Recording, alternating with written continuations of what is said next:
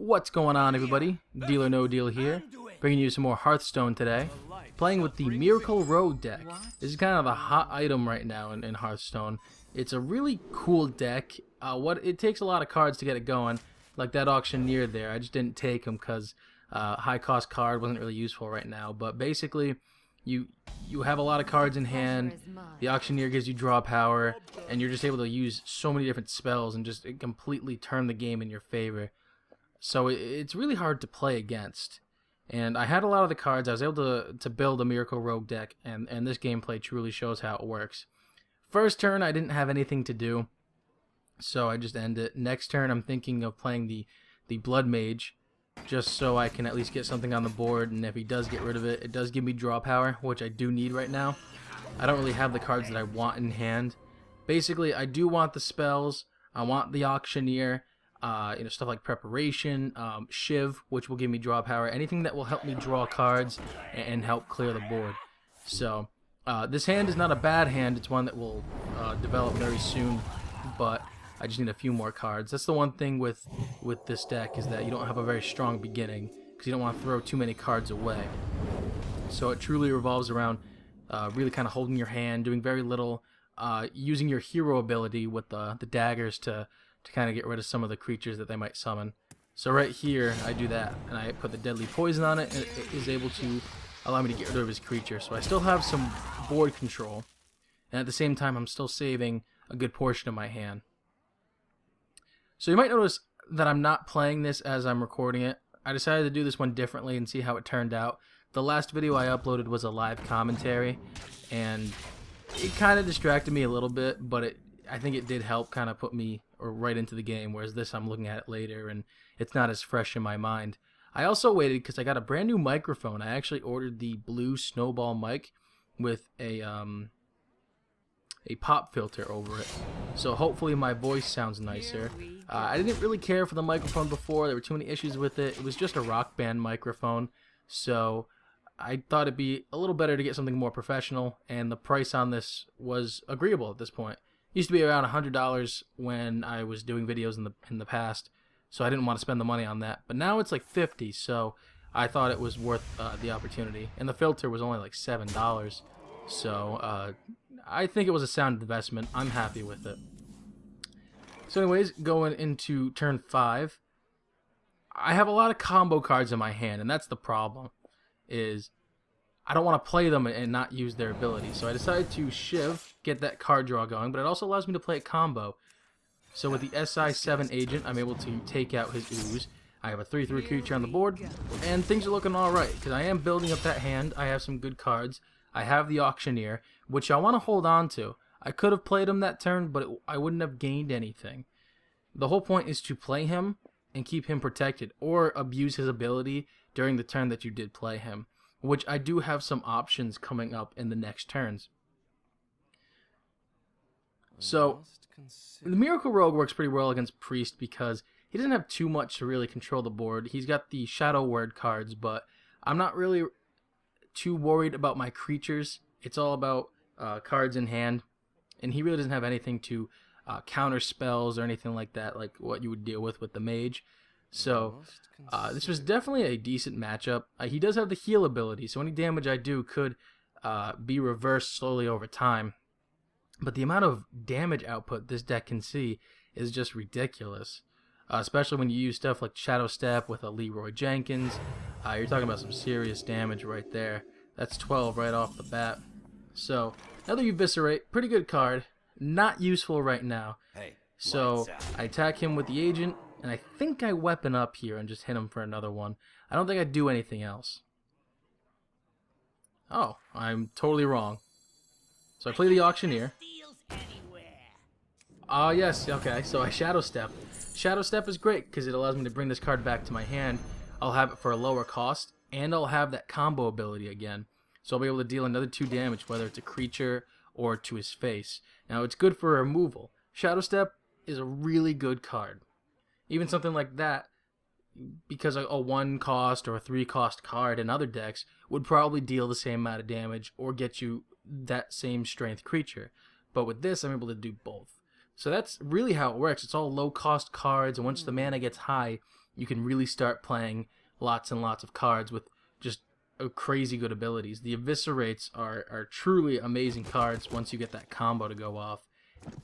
4 damage for 2 mana is not bad. And if you get any sort of spell damage on the board, you're going to be in a pretty good position.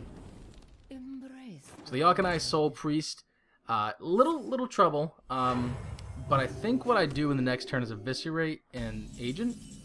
Or, well, with the Backstab. The Backstab is a free way to do some damage, get a free card draw, and, you know, plan my next move. So I believe Eviscerate happens, yep.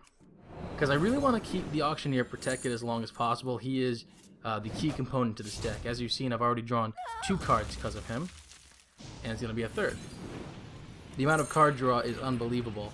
So, and now I also have an 8-2, deal some pretty solid damage. And with 4 mana left, I think I just play the Pagel and I weapon up, which is, yeah, that's exactly what I do. Again, I want to hold on to a lot of these spells. They'll be really useful later. Even something like Fan of Knives, 1 damage to all their minions, can prove useful, and I think it will later on. If not, then it's at least for the card draw.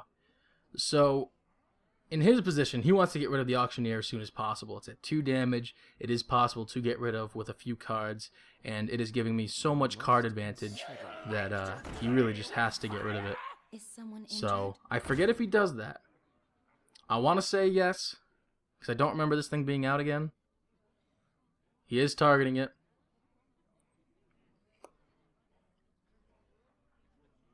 Sorry, I really should not have done this differently. I should have done another live commentary, but I just wanted to wait. If he plays Fan of Knives from the Thought Steal that he got earlier, and then with the Pyromancer's ability, that was a really good play. Really good play. I did get a Blade Fury from that Pagel, get my regular card draw, so my hand is pretty full right now. So I think I play Fan of Knives, if I remember this correctly, which would kill the Pyromancer and bring his Northshire Cleric down to 1.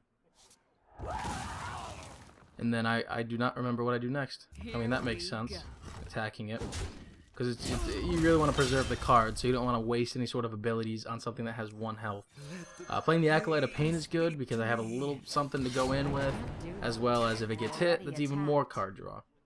Plus with the Pagel on the board, and all these different spells with the abilities, Fan of Knives, Shiv, a lot of card draw, So I want to take a step back from the game for a second and talk about something pretty big for the channel, is that I just recently got partnered. I got a partnership from Full Screen TV. They sent me a message, or multiple messages, but I just wasn't around on YouTube for a while, and I just signed a contract. So pretty big, and it's going to give me some motivation to make some more content, hopefully on a consistent basis. I have no idea. My schedule is very big right now, very busy. Got a lot of stuff going on. I'll do a separate video kind of describing what's going on with life. But I think with my videos right now, at least Hearthstone related, I want to stick to mostly gameplay. I find that when I watch things like this or competitive Pokemon, that it really helps me to just keep an eye on the game and have the commentator explain what's going on, so in case it doesn't go too fast and I can't keep up. So getting back to the game, I played a Leroy Jenkins, and then I Shadow Stepped it so I can bring it out again, and with Charge I'm able to attack again. So I've done 12 damage from that card alone. And then with Fan of Knives, I was able to get rid of all of the minions that I gave him. So he didn't gain anything, but I've gained massive damage. So I brought him down quite a bit, and he's got some pressure on him. So he has to take the Leroy out. That is definite. And the Pagel's still causing problems too, because the card draw. So there's nothing on the board he wants to be there, but everything's really helping me out. He's going to probably have to sacrifice creatures. So, Shadow Madness comes in. He takes the Acolyte. With it, he's able to use its ability for himself, which is an amazing play. I even, I say well played to that, because I would never think of doing that. Even if I was in his shoes, I would never think of doing that at all. So, really just, a great player, or a great move, definitely. So, he's brought the Leroy down to 1. And now he's kind of considering his next move. I have a lot of options in my hand. I mean, I could just there's really nothing stopping me from winning next turn from spells alone. So what I think I end up doing is playing one of my spells and just double eviscerating. Or excuse me, I don't have 2 eviscerates, but with the deadly poison now, Blade Fury isn't so bad of a move.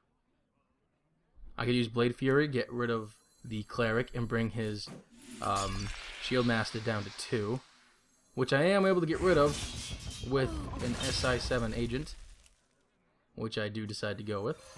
This guy's toast. And now, I believe I eviscerate and use knives for game. Just waiting on myself to do that. Or no, I actually attack with the Pagel. I mean, either one would have worked fine, but you know, it's kind of funny to get hit with Pagel. So that was the game. Wasn't super huge moves with the Rogue, but you got a good chance to see how Miracle Rogue works and how it can be very advantageous in competitive play. So anyways, that's it for the game, guys. I want to thank you for taking the time out of your day to watch my video. If you liked it, please subscribe, like the video, comment, let me know what you guys think about the channel and all that, and I will see you guys in the next video. Thank you very much.